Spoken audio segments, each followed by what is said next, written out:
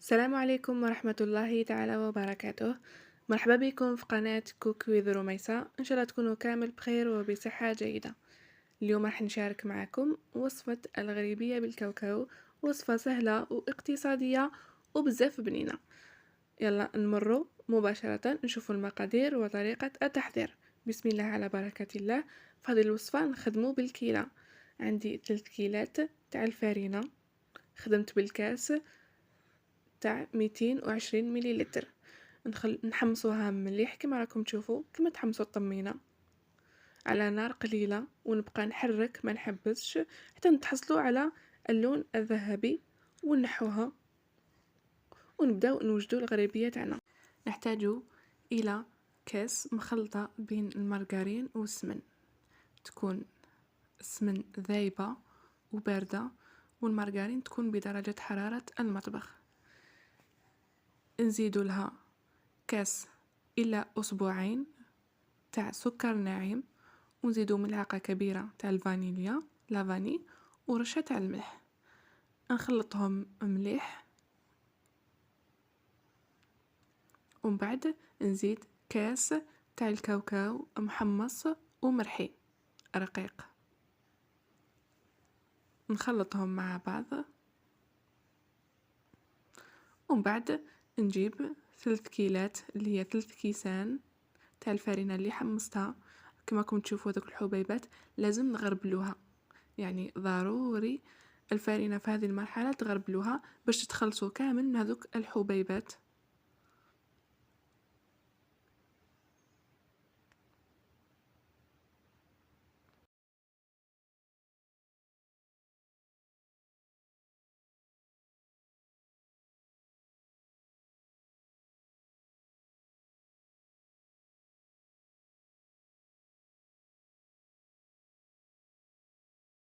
ومن بعد زدت ملعقة صغيرة تاع خميرة الحلويات،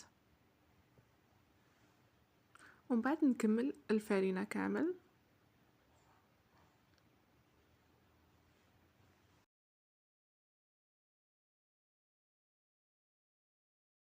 ونبدأ نبسس في العجينة بيدي بهذه الطريقة كما راكم تشوفوا. نبسسها هكذا مليح في يدي، بين يديا، حتى وين تولي العجينة تاعنا نقدروا نشكلوها كريات، حتى وين نولو. شوفوا كي نشكل كرية هكذا،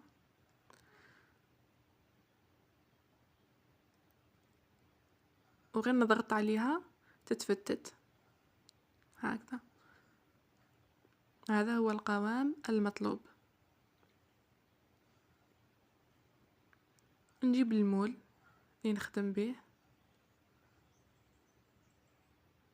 انا خدمت بهذا المول.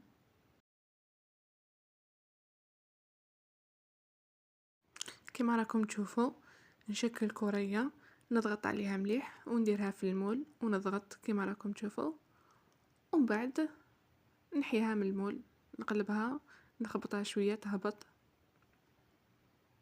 هكذا، ونحطها في سنيوة اللي ندخلها للفرن. نزيد معاكم حبة. كما راكم تشوفوا هذه الوصفة نخدمو بالكيلة. انا خدمت بالكيلة تاع الكاس تاع 220 مليلتر، كيلة صغيرة.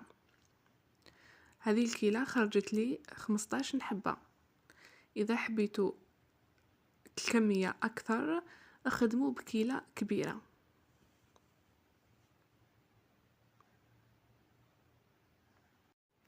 كي نكمل نشكلهم كامل، ندخلهم للفرن يكون مسخن من قبل على 180 درجة من الأسفل. كي يحمروا شوية من الأسفل نشعلهم من الأعلى، ما يطولوش في الطياب، على الأكثر 20 دقيقة، ونخرجوهم. وهكذا نكونوا كملنا الغريبية تاع نهار اليوم. نجرب معكم حبات تشوفوا القوام تاعها، تجي الذوب في الفم. إذا عجبتكم الوصفة تاع نهار اليوم ما تنساوش ديروا لنا جيم وتحطونا رايكم في التعليقات. شكرا على المشاهدة ودمتم بخير، وإلى اللقاء في فيديو آخر إن شاء الله.